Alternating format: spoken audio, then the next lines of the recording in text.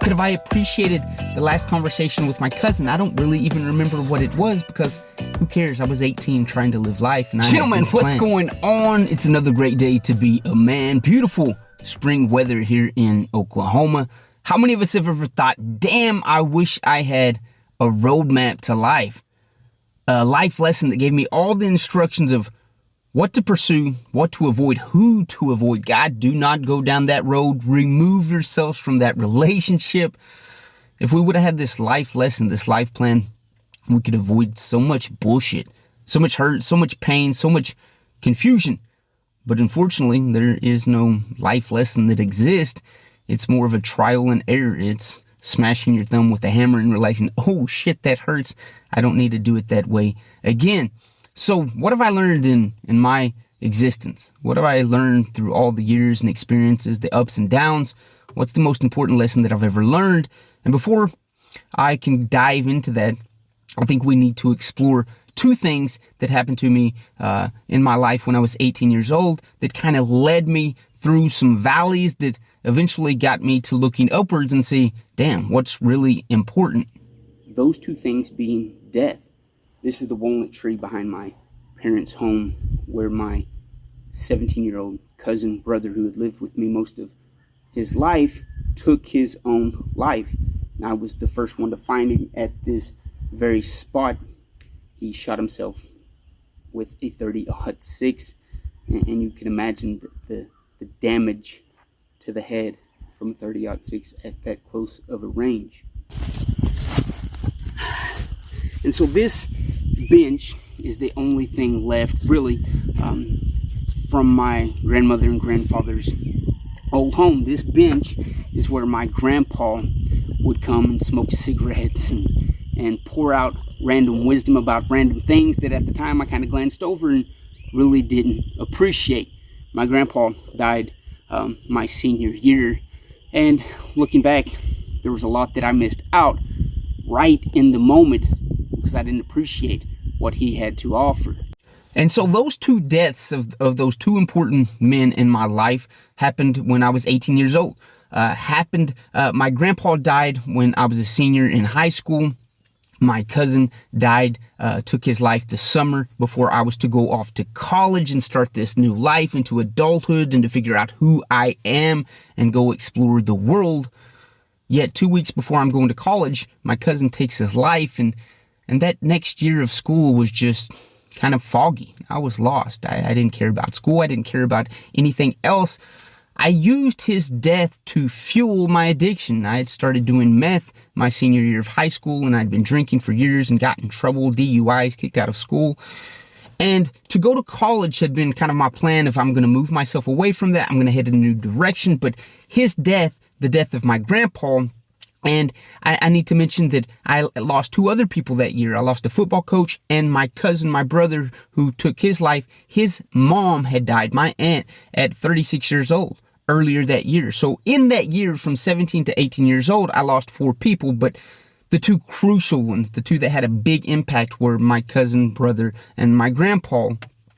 And so I'm trying to figure out life in adulthood, but I have this death kind of overshadowing me of, what's the point? Everybody's going to die. Everybody important to me is going to die. We're all going to die.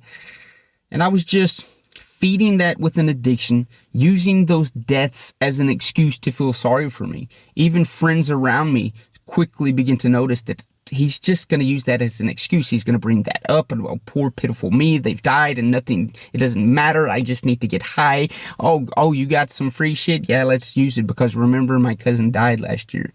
And that went on for 10 years, man. I felt sorry for myself, just this foggy hell. And I would finish college and I would find a little success here and a little success there, but I was missing life. I was missing everything around me because I was so concerned with feeling sorry for myself because something happened to me 10 years ago. My cousin, he took his life. And I quickly begin to take on that kind of victim mindset and that personality of seeing myself and wanting other people to see me as, oh yeah, he had so much potential. He could have did so much, but oh yeah, his cousin committed suicide. His grandpa died. He lost all these people that year. A victim mentality. We see that all around us. We see that's applauded today. Oh, you're a victim. Oh God, let's have a moment of silence for you. It doesn't teach you anything. There's always going to be bad things. Death's going to happen. That's part of life. I wish we would recognize that. I wish that would be taught. In other cultures, recognizing the prestige of death and how they've lived a great life and they're moving on to something bigger and better, that's taught in other cultures where it's not so much about grieving, but it's celebrating that person had life. So through all this death and using that as an excuse to feel sorry for myself and see the world as a piece of shit and just blaming everything, God and people and situations, I started learning through that pit of hell that I dug for myself that life truly is important, that it can be great, that it can be wonderful. It's about perception. Death happens to other people, but they overcome that. Bad things happen to other people, but they see that as an opportunity. Life is all about our perception because it's not going to change. Bad things have happened since day one. They're going to happen till the end. People are going to come. People are going to go. Relationships happen. Relationships end. Bad shit happens. Good shit happens. How are we looking at life? What's the lens that we choose to look at it through? That same year, there were people around here my same age that had horrendous tragedies happen to them. They lost parents. They lost brothers. They lost sisters. They lost opportunities to go to school. They lost relationships. But they didn't go on a 10-year addiction. They didn't blame that situation. They said, okay, that happens. Now what can I do to get better? And I found myself looking at those friends and peers from around that period that have gone on to be successful and to overcome things and to enjoy life. And I'm angry at myself for allowing myself to be stuck in the bullshit. The most important thing that I've learned through the deaths and years of addiction and those things that I used as an excuse to feed my addiction and feed feeling sorry for myself. God, if he wouldn't have committed suicide, if he would have just lived, if my grandpa would have been around a little longer so I could have gained some of that wisdom that he was trying to share with me and understand what it meant to be alive, then my life would have been so much better. No, bad shit's always going to happen. I used that as an excuse to feel sorry for myself and not take action. Life is continually happening all around us. The greatest thing I learned is to appreciate it. To appreciate the times that my grandpa was trying to share wisdom with me. Could I grabbed a hold of some more of those nuggets? I only remember a few things, but could I paid attention and remember all of that wisdom he was trying to share so that I could have that gold mine of knowledge, that experience, that hands-on experience from my grandpa? Could have I appreciated the last conversation with my cousin? I don't really even remember what it was because who cares? I was 18 trying to live life and I had big plans. To stop and appreciate life and all the small things around us. To appreciate those conversations, to appreciate those people, to appreciate the wisdom from that random guy at the convenience store that shared a little wisdom with me. But instead of soaking that in, I just wrote him off as some old lunatic. Death taught me that not everything's promised, that tomorrow I could be gone, that tomorrow everything that I know could be turned upside down, and I need to start appreciating life so that I can actually live it and not be a victim, not be a poor, pitiful me soul that has the mindset of a child, but to look around in wisdom and say, all this could be gone tomorrow.